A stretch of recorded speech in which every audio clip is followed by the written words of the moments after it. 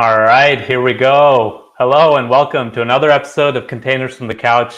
Today we're going to be talking about how you can optimize your Amazon EKS costs using a combination of tools focused around autoscaling. Specifically, three dimensions of autoscaling. We're going to be talking about open source Carpenter as well as Stormforge solutions. We've got a stacked lineup here today. Let's go through it. I'm going to introduce my guests just to kick us off. First off, Rajdeep Saha, Principal SA at AWS and also host of popular YouTube channel, Cloud with Raj. Raj, how are you doing today? Tell us a little bit about yourself and what you're planning to talk about today. Thank you, Sai, for inviting me to the show. Yeah, my name is Raj. I'm a Principal SA at AWS. I've been in AWS for a little over 5 years, helping customers migrate to Kubernetes as well as serverless. Super excited to talk about the CNCF project that AWS created and donated to the SIG autoscaling, Carpenter. And I have been engaged with Carpenter from the early days. So super excited to share how can you use this tool, Carpenter, to scale faster, optimize cost, and just by clicking few options, right? And also happy to answer any questions that the viewer may have. Awesome. And Raj, is that a YouTube plaque I see behind you? Is that the 100,000 subscribers plaque, right?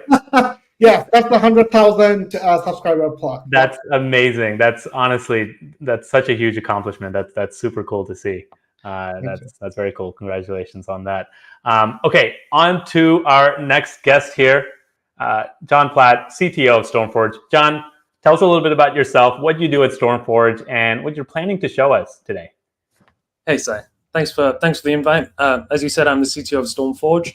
We have a platform which optimizes resources on Kubernetes so people can balance cost and reliability. I'll talk a little bit about that today, plus other things in the sort of Kubernetes autoscaling ecosystem, and focus in particular about how tools like Stormforge and Carpenter complement each other so well.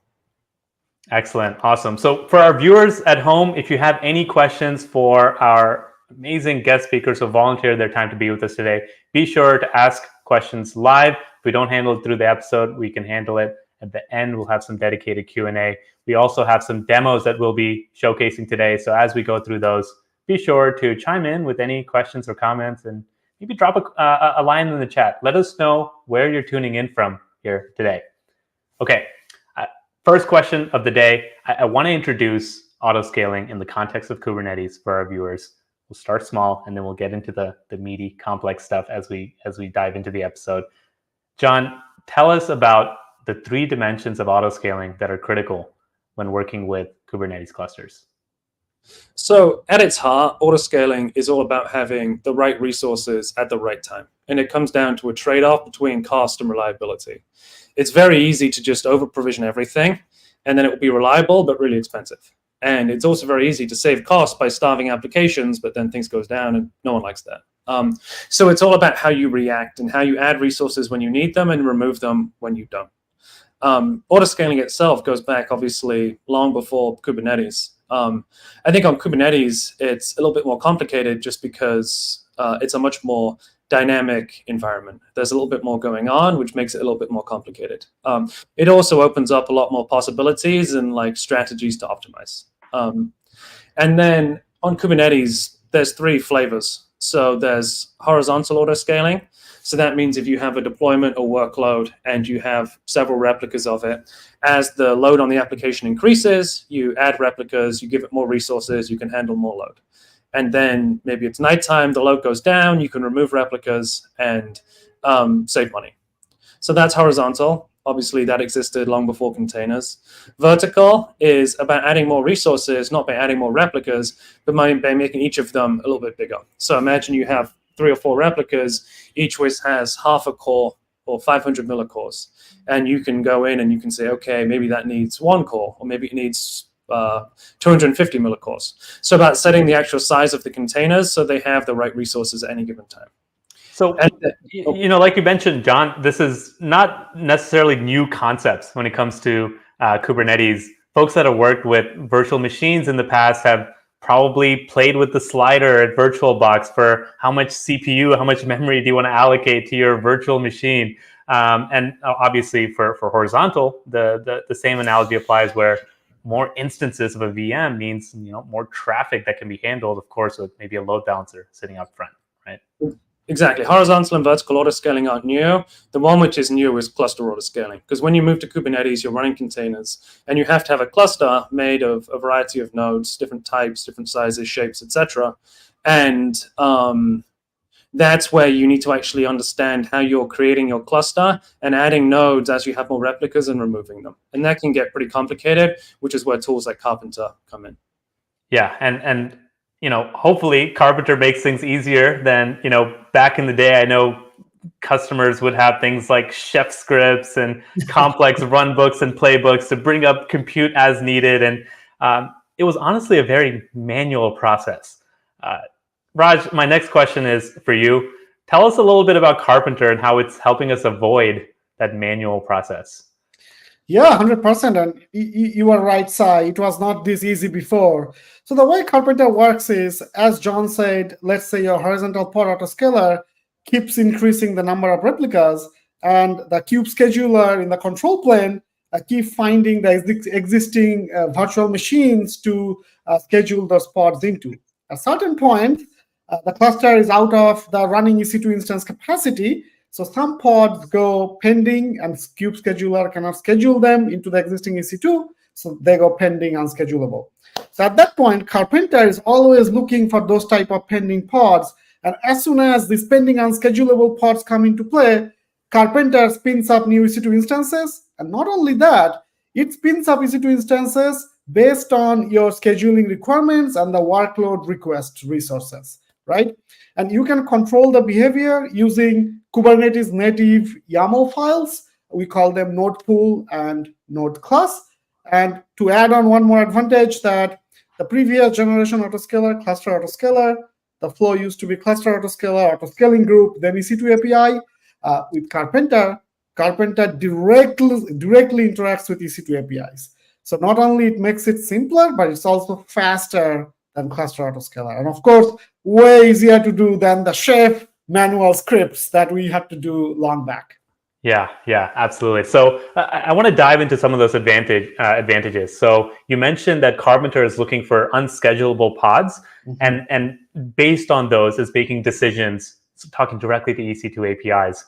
How is this different than cluster autoscaler and managed node groups and autoscaling groups? How does the Carpenter model differ? Yeah, great question. And just so you know, like cluster autoscaler is also a CNCF project. A lot of our customers using it. Now, there are a couple of challenges with cluster autoscaler. One is the node group, the concept of node group. So basically, you have to create a node group, associate it with an autoscaling group. And when you create a node group, you have to tell, hey, what kind of EC2 instances this node group should provision. So one challenge you will face is, say, down the line, we release a new EC2 instance, or maybe the application team deploys a pod which requires, let's say, GPU EC2 instance. But if your existing node groups do not have those EC2 instance type in them, that pod will stay unschedulable because node group can only provision instance that you tell them. Also, you can only have compatible instance type in a node group. So the workaround is the platform team have to log in, create another node group, which is compatible with the new workload, and then only the pod will be scheduled.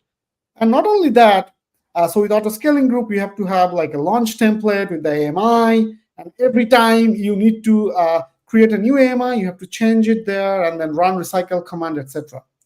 Carpenter, you do not need to create, manage, maintain any node groups.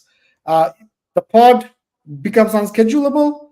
Carpenter will consider any instance type by default, or you can restrict it to certain instance types using the YAML file. And based on the workload, if the workload says, hey, I need a GPU instance for that, Carpenter will automatically provision a GPU instance, and Kube Scheduler will schedule into that. Also, I talked about the AMI update. Carpenter makes it automatically if you are using EKS optimized AMI. As soon as AWS publishes a new EKS optimized AMI, Carpenter will automatically update your data plane if you want it to in a rolling deployment fashion, respecting PDBs. So it ensures you're always in the latest, most secure AMIs. That makes sense. Okay, so I'm hearing a lot of great things about Carpenter. So I almost want to say, look, if I set up my cluster autoscaler, my nodes are being autoscaled, job done, right? But no, we've got John here on the couch for a reason today, and later in the show we're actually going to be seeing demos of how some of these things work. So John, how does Stormforge fit in with an open source project like Carpenter handling cluster autoscaling, and we've also got things like Kata, which can help with horizontal pod autoscaling. So I guess to put it very bluntly, why do we have you sitting on the couch here, or containers from the couch today? So as Raj said, the way that Carpenter works is it looks for unschedulable pods and then create nodes which will fit those pods. And then the way the scheduler is working inside Kubernetes, it's looking at the resources assigned to each pod to decide what size node is needed and if existing nodes have space on them to fit that pod. And then the key concept to know here is the concept of requests. So this is something that you can specify and should be specifying on all of your Kubernetes workloads. And that says how much CPU and how much memory does this pod need. So John, don't want to interrupt you, but I think we've got an awesome graphic that can help depict this. Can I bring it up? Sure. Yeah. Let's do it. Yeah. Perfect. So what Stormforge does is it helps you set these requests. And I think there was a survey done recently by the OpenCost project. Over provisioning, so oversetting these requests is one of the main drivers for waste on Kubernetes. I think it leads to something like 70% of Kubernetes waste is people setting their requests to be too high. And you're probably asking, if it's so clear what the problem is, why are people doing this all the time? And the reason is everyone goes through the same journey when it comes to vertically sizing their pods and setting these requests. First, they don't set them. They go down, it's unreliable. Then they decide to set them, and they realize that if they have thousands of workloads, picking thousands of unique values is very difficult. And they just pick a few t-shirt sizes, everyone gets an XL, and they end up in the position on the left. So they have an extremely inefficient cluster. They turn on Carpenter. Carpenter will go in, it will eliminate a lot of the bin packing waste. But if you haven't actually right-sized the pods, there's only so much you can eliminate. And then Stormforge will come in and set these requests automatically. And the reason we can do it when people have struggled to solve this in the past is because we have machine learning, which can pull the data straight out of Kubernetes, pick the right values for each workload, and then actually automatically apply them. So you take something which would have been very hard to do manually, and you automate it away, just like Carpenter did for the old chef runbooks to spin up nodes, etc. Makes sense. And so, to put this in, explain it like I'm 5 terms, we're trying to reduce as much of the white space here as possible. And while we see white spaces inside the inner boxes, we also see some white space in the outer boxes. Carpenter obviously helping reduce some of that extra compute outside of the inner boxes. And the inner boxes really representing the workloads themselves that have CPU and memory requests. That's really where Stormforge is coming in and optimizing, making sure that those are right-sized. You mentioned, we see customers doing this a lot, where they may have incorrectly configured requests. Talk a little bit more about that. What are some of the customer pitfalls that we're seeing when it comes to, everyone wants to optimize costs, but where are they kind of falling short? So on our end, I think it's just at scale to do this manually is virtually impossible. And there is a tool built into Kubernetes, the VPA. It doesn't have widespread adoption right now for a few reasons. I think it's partly how the different sort of dimensions of autoscaling play with each other. It can tend to fight the HPA. I think there was a really nice short video done by AWS a while back showing that sort of thrashing and how the VPA and the HPA can fight each other. And then the other issue with the VPA is it's not using machine learning. So it's just averaging past data, which gives you a decent estimate. But the question is it an estimate you can trust enough to automate? And then you run into what we call the sort of Saturday and Monday problem. So you get to Saturday morning, you're going to suggest what the resources need to be. You're going to look at the last 2-3 days. You'll look at Wednesday, Thursday, Friday. And you'll be like, oh, look, load was high during the week. This needs 1 core. And then it's Saturday morning, load is much lower during the weekend. And suddenly you're over-provisioned, which is fine because you're wasting money, but at least you're reliable. You get to Monday and it's the reverse. Monday morning, you're like, well, the load's been low the last few days, and then you under-provision, and then you have reliability issues, which is a much, much bigger problem. So I think it's just inherently the only way to solve this problem at scale is with automation, and the only way to actually automate is to trust the recommendations you're getting. That makes a lot of sense, and I've always had conversations with customers where with cluster auto scaling, sometimes it's a bit more direct. Look, you get requests coming in on schedulable pods, maybe you need more compute, but for the request right sizing, there's so many variables at play here, and most customers are like, I don't want to get caught with my pants down and accidentally not giving my pods enough requests. And so they tend to err towards, let's just give it more than we anticipated ever needing.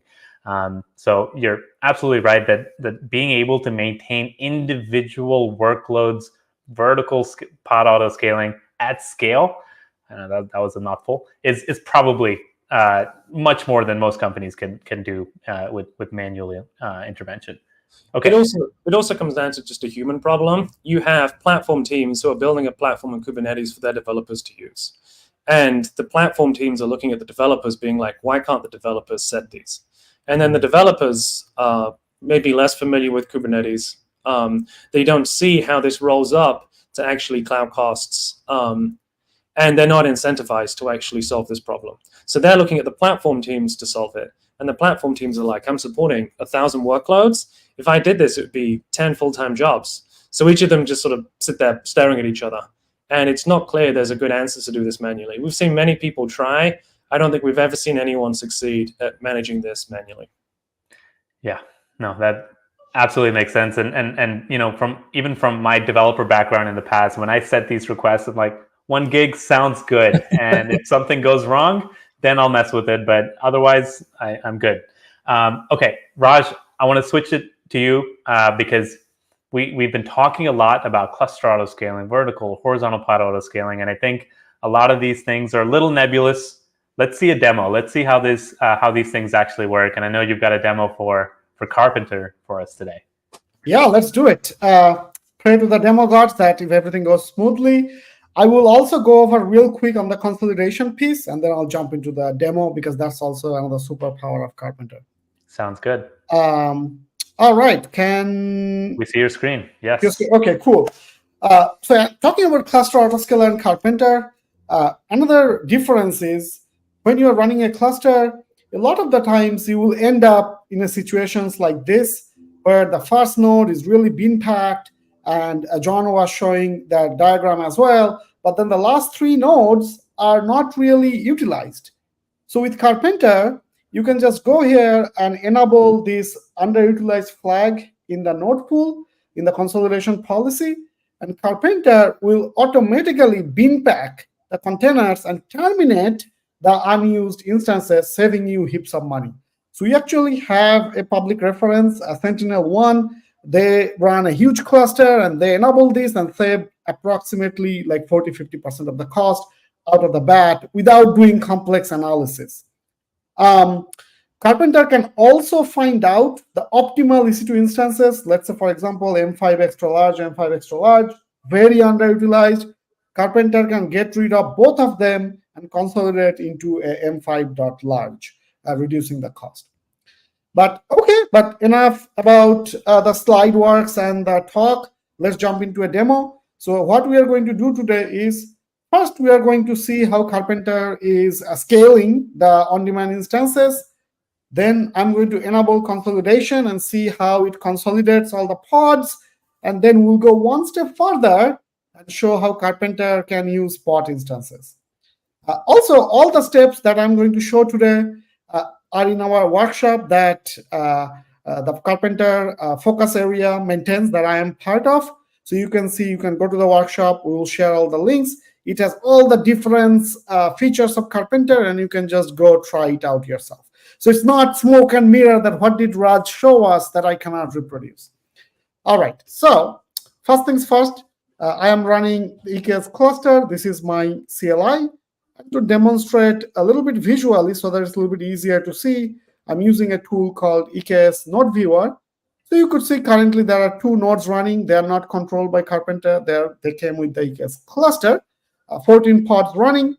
So I'm going to go to my workshop, go to the single node consolidation. Okay. So first, I'm going to deploy the node pool, and I'm going to go over the node pool as well.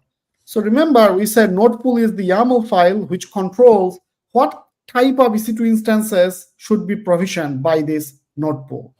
And the limit means this node pool will keep on provisioning EC2 instances till the aggregate of all the vCPU reaches 10. But the more fun stuff is under these requirements, where it says this node pool will consider instance category C, M, and R. So depending on the workload, it will choose automatically. The architecture is AMD 64, which is x86, and this is on-demand instances, an operating system in Linux. And then we have the node class, which selects the AMI. I don't have anything selected. That means it is going to select the EKS optimized AMI. So Raj, while you're showing this, Mhm. I think we have to bring this up, because if you looked at a similar YAML from even 6 months ago, it would have looked totally different. And so Carpenter was contributed to the CNCF, right? So a few things changed. Can you quickly talk about, what changed and what customers and users need to be aware of? Yeah, great call out, Sai. So the CRD names were changed. So before, if you have been using Carpenter, it was still a YAML file, but the kind was provisioner instead of node pool. EC2 node class was different. So we streamlined it based on CNCF projects. But do not fret, we also have an open source tool called Carpenter Convert. So if you are running Carpenter alpha version, you can run this tool, Carpenter Convert, and it will convert all your provisioner and node templates into node pool and node class. And that's just the YAML side of changes, but we also have added lots of features. Now Carpenter covers spot-to-spot consolidation, more features during the consolidation, like you can have a little bit of buffer, all that stuff. But yeah, short answer, Sai, yes, there have been YAML CRD changes, and TLDR, there is a tool you can use to migrate from alpha to beta. Yeah, and I might have overstated how different the YAML might have looked. We made some naming changes, some configuration changes, some entries are under others now, but mostly very similar. And like you mentioned, there is a tool to help you convert from the previous YAML to the new ones. Yeah, and also we have a tool that we recently created. Carlos and I presented in KubeCon that can actually help you go from cluster autoscaler to Carpenter. So if you're using cluster autoscaler, you know where to put your AMI, your tags, subnets, etc. Carpenter, you got to map that into either node pool or node class. It could get a little tedious if you are doing for a lot of node groups. You can use these tools using Argo workflows that we have created. We'll share the GitHub. That will automatically extract all the information from your node group and create the node pool and node class for you. All right, so with that, let me run this. So I'm simply going to click the copy, go to my Cloud9. Hopefully all the environment variables are set. All right, so the node pool is created. So you can also see the CRDs, right, by running any kubectl get CRD command. So you could see the default is there. You can check it out, describe, all that good stuff. All right, so now at this point, Carpenter has this YAML set. Now we are going to deploy our workload, and that should bring up on-demand instances of type either C, M, or R. All right, let's try this out. So I'm going to deploy the application, which has 8 replicas, and this is just a dummy application with some pods. Okay, let's run this. All right, deployment created. If I go to EKS Node Viewer, you could see there are 8 pending pods. Remember, we deployed 8 replicas. So Carpenter should see that there will be some pods with pending unschedulable, and it should spin up some nodes. We're also going to take a look at the logs to see what's happening. Okay. EKS Node Viewer. Okay, let me check the logs. There we go. If I go here. Okay. Like I told you, Carpenter is quick. So you could see it's actually spun up 2 instances, CXA, 2x large, CXA large. They're really nicely utilized, 99% and 95%. So if I see all that stuff in the log, so if I look at that, you could see that, hey, it's launching node claim, launch this C6A large and all that stuff. Also, you could see you can export the labels and whatnot if you want. Like if I run kubectl get node show labels, you'd see all the labels that Carpenter attaches in those EC2 instances. So this is also another cool feature. Not only it attaches the label that I gave in the node pool, like AMD64, it also attaches the region. It attaches like the operating system was there, M5 large, etc., right? Sorry, I digress. That was not the Carpenter managed. The C6A is Carpenter managed. So I'm like, wait, there should be more labels there. So you could say the instance CPU is 2, encryption in transit, etc. Okay, so at this point, we have our instances running. So what we are going to do now is reduce the replicas from 8 to 4.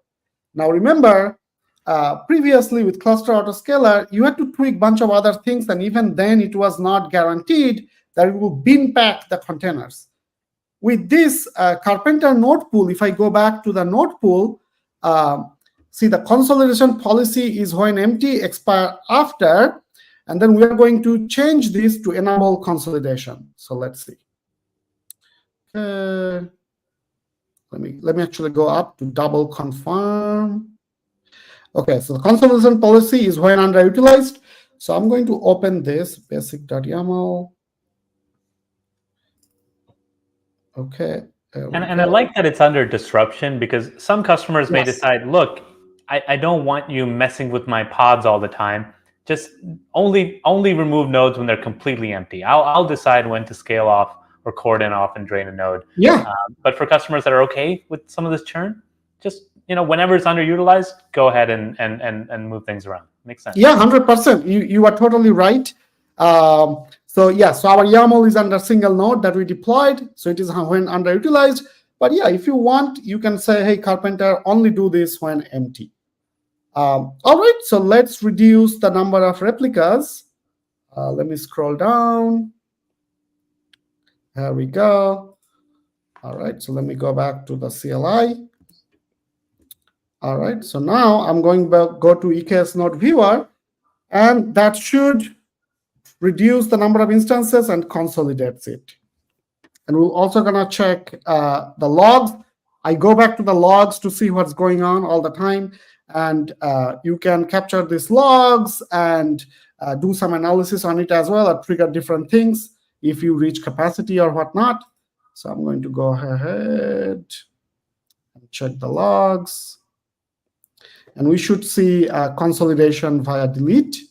So let's go here. Okay, we already see that happened, right? There was 4 EC2s.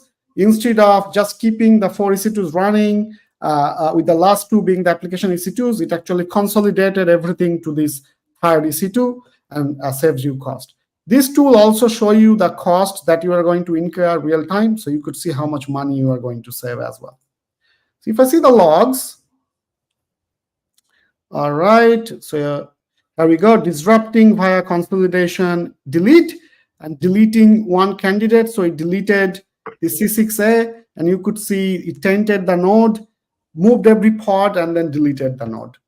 All right, so that's how consolidation works. So now we are going to do the spot one.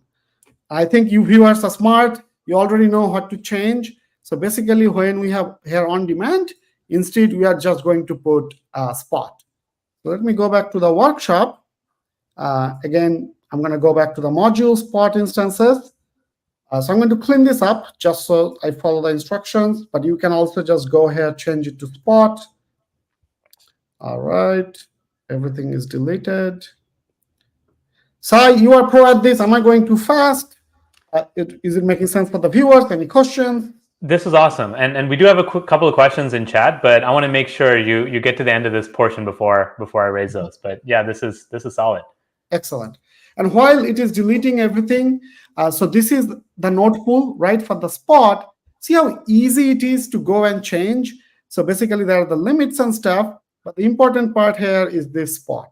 So if you put capacity type in spot, this node pool will only provision spot instances. I'm pretty sure some of you are thinking, what if I want to use both spot and on-demand?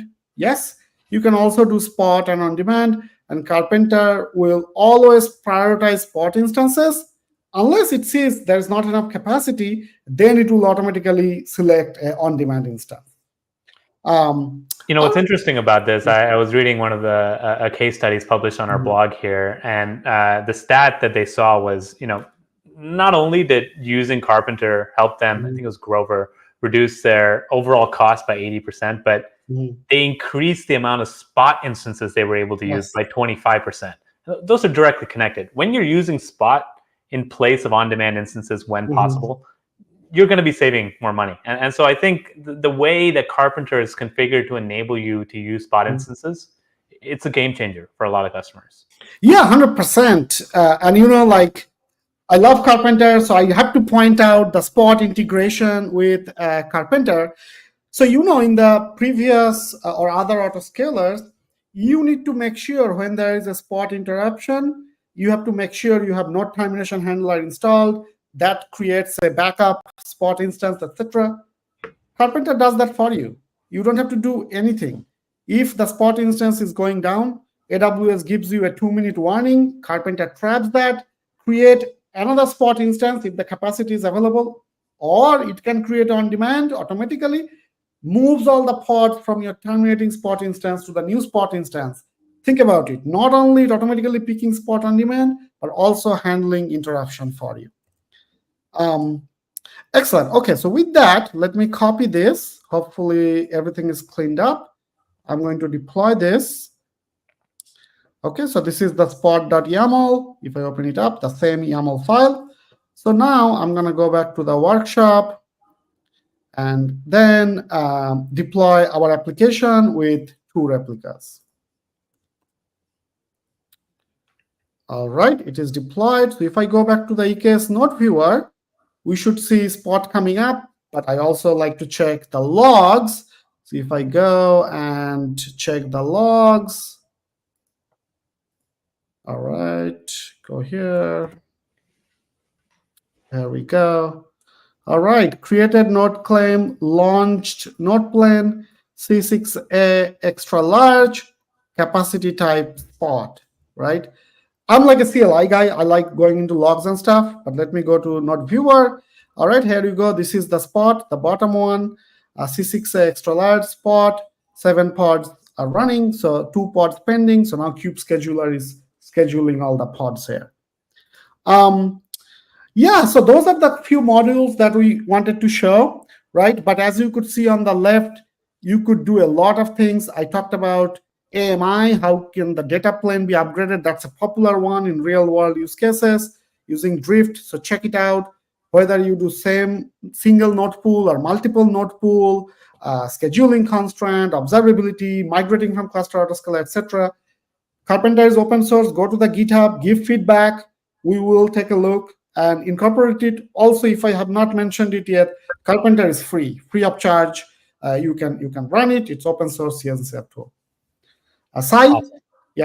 Yeah. So Raj, we've got a few questions in chat here, and I want to make sure we have enough time for John's demo as well. So we'll go through these pretty rapidly. Now, the first question, this one I kind of caught me off guard a little bit as well because I'm not fully familiar here. But Amit has seen IPv4 exhaustion issues when Carpenter tries to spin the node in the cheapest possible AZ. And this is true. Carpenter takes a cost-based approach when it comes to choosing the AZ where it's going to deploy the nodes.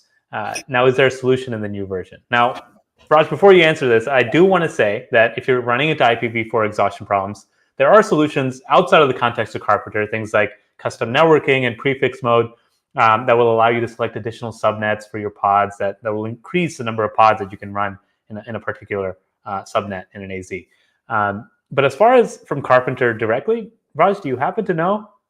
Yeah, so if you're using Spot, it checks the capacity, but if you are using just on demand, it goes by the cheapest possible. Like you said, our recommendation is when you are using Carpenter, at least use 2 or more as is, or you can control using the node pool directly. But yeah, I mean, that goes more onto the managing your subnet realm, like Sai was saying. You can use overlapping non-routable CIDR. That's popular with the custom networking and the other, but there is no direct solution with like controlling with the node pool. Yeah, and I believe there's even like a subnet selector terms that you can define in Carpenter, which might be able to help there. But no, that's definitely an interesting question. Yeah, like so if you know the subnets that where you are running out of IP and stuff in the node class, you can specify. Same thing for the AZ. You can specify AZ and the subnet, and Carpenter will only pick the subnets that you put to create the EC2Z. Yeah, great question. Amit, hopefully we answered that. If not, we'll reach out and we'll try to make sure you find an adequate solution. Okay, another question that we've got here from Cloud Surfer. How does scaling occur now, considering both autoscaler, horizontal, vertical, Carpenter for an event-based application? And this is an open question to John or Raj. Yeah, John, you want to take it, or I can jump in, whatever. Yeah, I can take it. So horizontal autoscaling has been built into Kubernetes since the beginning. You'll see HPA objects built into like any Kubernetes cluster. Initially, all you could scale on was CPU utilization, which worked for a lot of people. But then the issue you run into is often that metric isn't actually correlated with the load on the application. And you can get a lot of thrashing where you have too many or too few resources.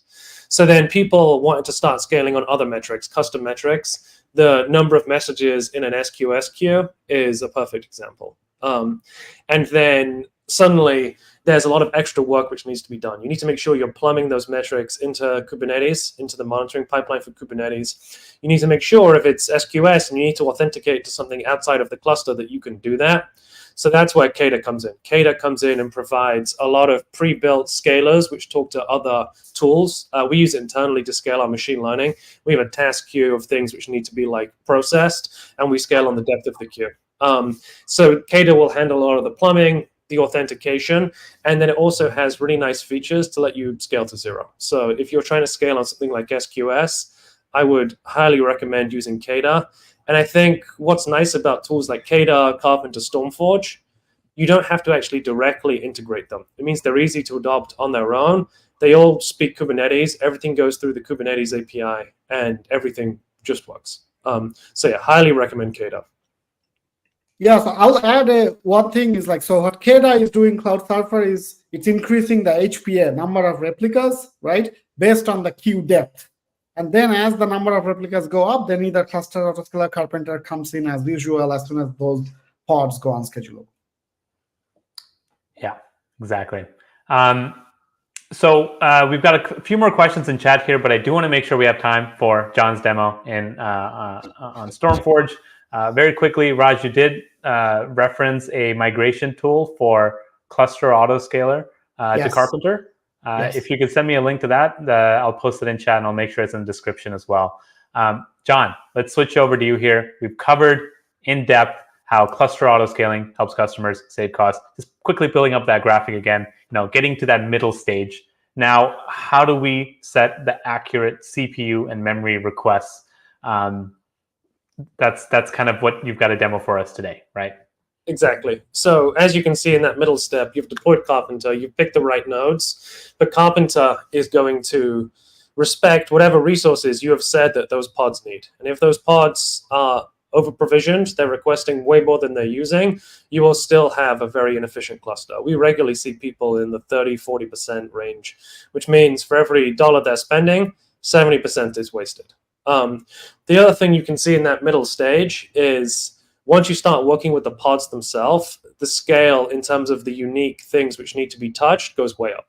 There's 5 nodes there, but there's dozens of pods. And actually finding a way to understand a large cluster and what the resources will be can be difficult, which is where we come in. We have the machine learning, which will pull all of the data out of Kubernetes and say, this is what you need, and then help you automate that so you can optimize on a continuous basis. You want to bring up the other screen? Yeah. Perfect. Let me click over. So again, the goal here is to just make it as easy as possible. So we have an agent. It's read-only, one-click, Helm install. And then what that's going to do is automatically discover all of the workloads running in your cluster. It will also pull all of the metrics out of the API server plus the kubelet to show what each of those is requesting and what it's using, and send that all to our backend running on AWS. We run everything on EKS. And then the machine learning is going to look and say, okay, this workload needs this workload needs that. And then you'll see something like this, which just goes through and shows how well optimized you are, and then what changes. So your current settings here, you're using 7 cores, 9 gigabyte, what you actually need, and then what those changes are in terms of percent. We're mapping it all into dollar estimates. So once you understand the potential value, you can go in and look. We have a simple demo app running. You go and look and make sure that the recommendations look good. So here you can see different percentiles of usage over time. You can see what we recommend, and you can see that the values are typically reasonably accurate. Like we will, I think the typical savings is something like 50 to 60% alongside a reduction in the number of times the workloads run out of recommendations. So you can go in, you can see what we're recommending, you can see how it compares to usage. And then the question is, okay, I trust the recommendations, how do I actually roll them out? And then the way we work is with patches. So we're going to give you a patch. You can see here that there's a patch for the horizontal pod autoscaler. Typically, when people start adopting autoscaling technologies, they're going to do cluster autoscaling first because they need to form nodes or form a cluster of nodes around their pods. Then they care a lot about reliability, so they'll add horizontal scaling.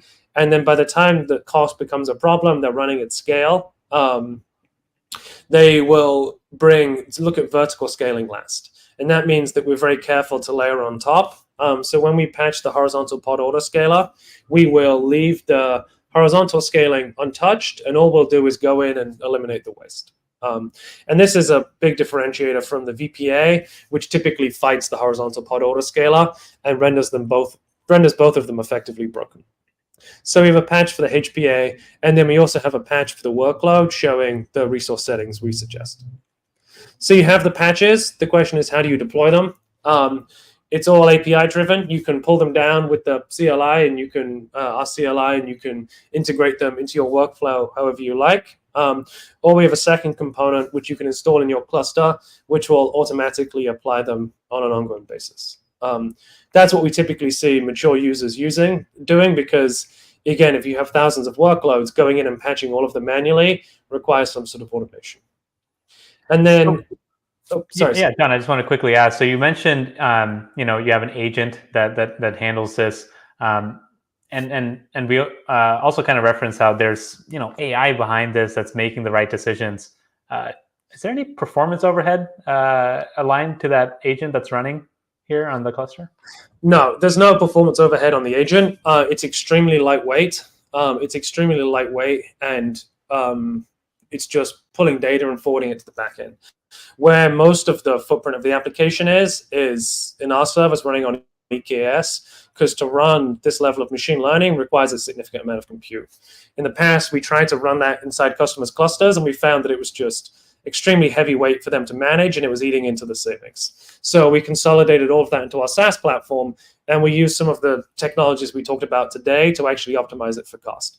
So we use Carpenter. We use it to run our machine learning on Spot so we can get it to be 40, 50% cheaper. We use Stormforge to right-size the workloads, again, saving another 40, 50%. And then we use Kata watching the task queue to add and remove replicas as needed.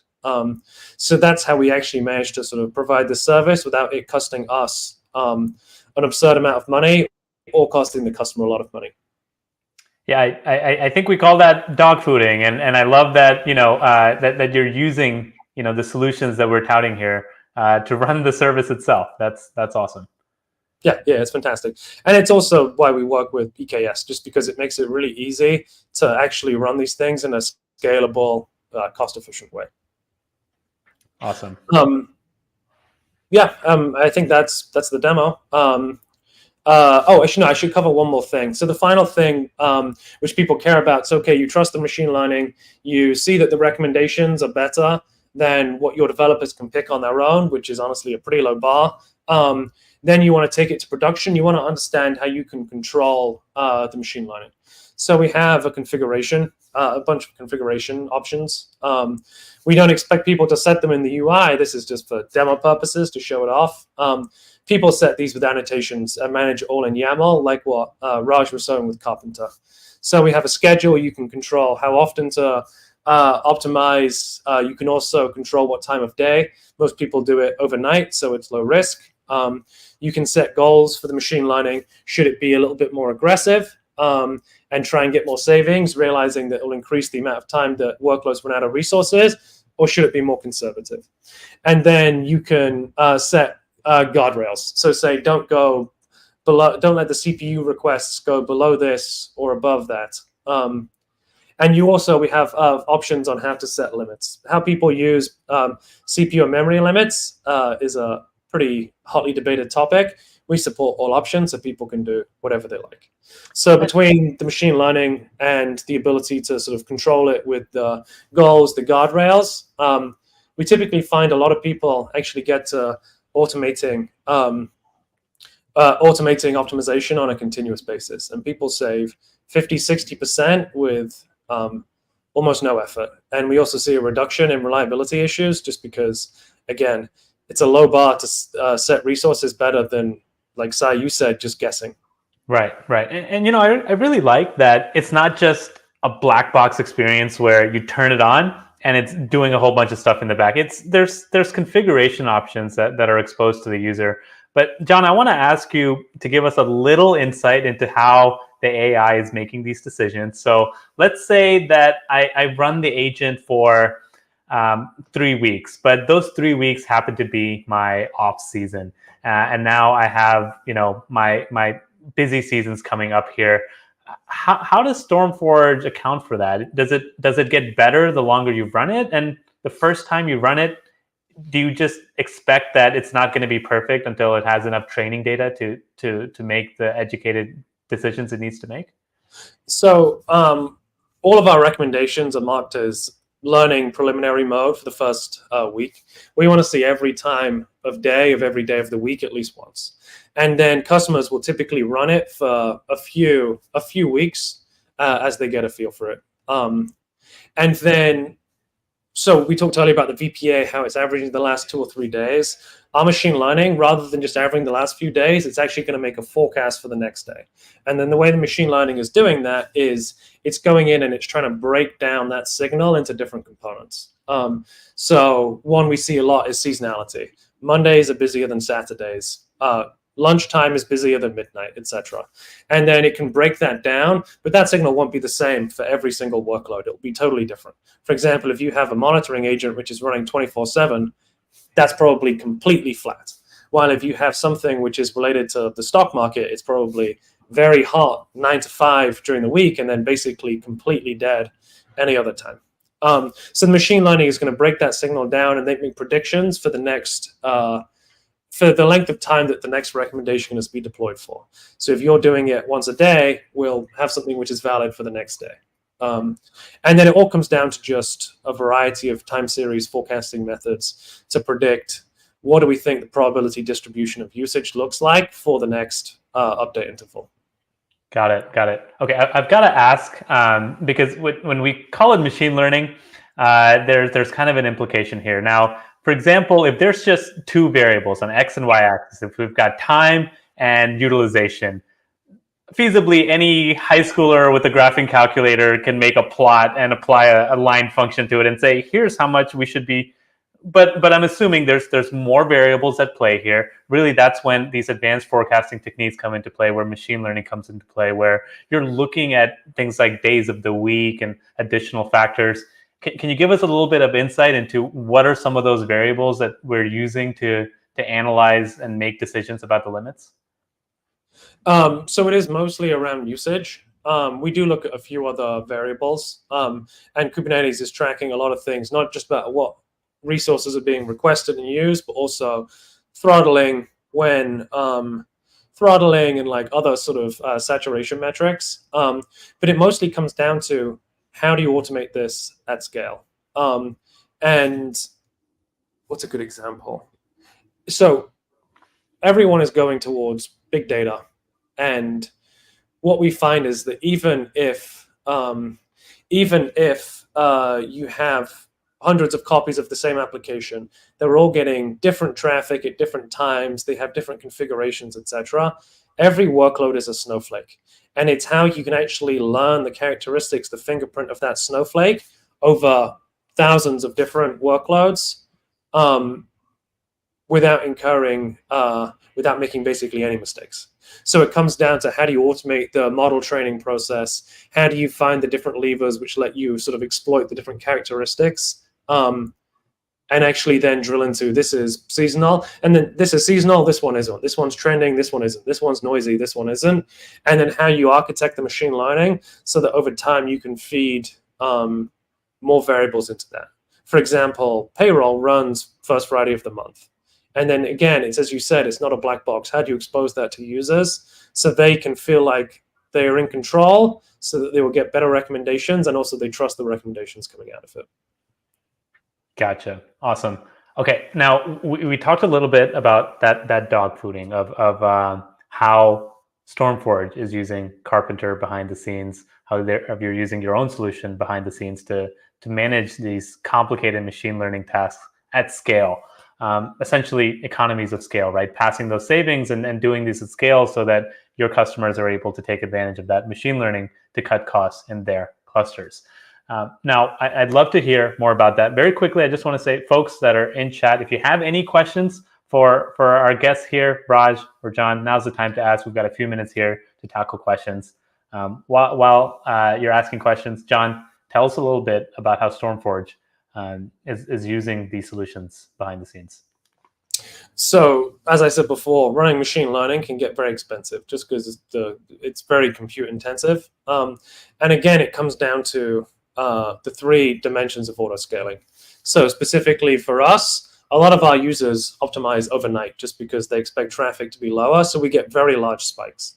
And we scale up to hundreds and hundreds of machine learning workers at a time by using Kata. And that's all focused on a task queue. So that's the horizontal aspect. Carpenter we use for consolidation. Before we were using the cluster autoscaler, and we were seeing that these big spikes would happen. We would add lots of nodes, and then it would struggle to consolidate afterwards. So we had very sort of fragmented, inefficient clusters. We found that Carpenter was much better at consolidating those in a sort of fairly short amount of time. And then finally, again, like you have to actually size the pods, which is where we use our own tool. Excellent. That makes a lot of sense. Okay, so I see a few comments coming into chat here. Of course, was expecting to see this. A shout out to Raj here. Folks, if you don't know, Raj has a YouTube channel, Cloud with Raj. Be sure to check it out. Shares a lot of content like this. Folks, if you have any other questions, now's the time to ask. Raj, John, I want to thank you both so much for joining me on Containers from the Couch today. Any last comments, anything you want to raise, maybe how people can get in touch with you, share their feedback, or get involved with Carpenter, the open source project, or Stormforge? I'll start with you, Raj. Sure. First of all, thank you for the invitation to come in this legendary couch, as I call it. Also, I see Prasida on the chat answering questions on pod topology spread and all that stuff. So thank you, Prasida. She's one of the original creator of the workshop I was using. So the best way to learn Carpenter is just go and try it out. We tried our best to create all the functionalities in modules so that you can go try it out. And shoot us an email, shoot us a message. Sai, myself, super active in LinkedIn and in GitHub. Happy to jump in and answer any questions. And follow me on LinkedIn, subscribe to my channel if you are not. And again, Sai, thank you for the invite. Absolutely. John, any closing comments? You can find us in a variety of places. If you go to the website, we have a free trial. You can sign up and try the product for yourself. If you don't have a cluster, we have a sandbox. You can also find that on the website. You can click around in a fairly easy fashion. We're an EKS add-on in case you want to try us that way. And then personally, just like Raj, add me on LinkedIn, send me a message, very responsive. And if you want to see a demo of the two tools working together, we also have a YouTube video done by someone at AWS, Lucas Duarte, and then an engineer at Stormforge, Rafa Brito. That's on the Stormforge YouTube channel, so you can see a more in-depth demo with the two tools running alongside each other. Cool. I think I've got most of those in the chat here. And for folks that are watching this as a recording, check it out in the description below. Again, I want to thank Raj and John, both of you, for joining me on Containers from the Couch for this awesome session. 2 demos packed with super useful information about optimizing your EKS costs using a combination of open source, Carpenter, as well as Stormforge solutions. Couldn't ask for a better episode on the couch here. Folks, be sure to follow us on twitch.tv/AWS and subscribe to Containers from the Couch. And we'll catch you next time.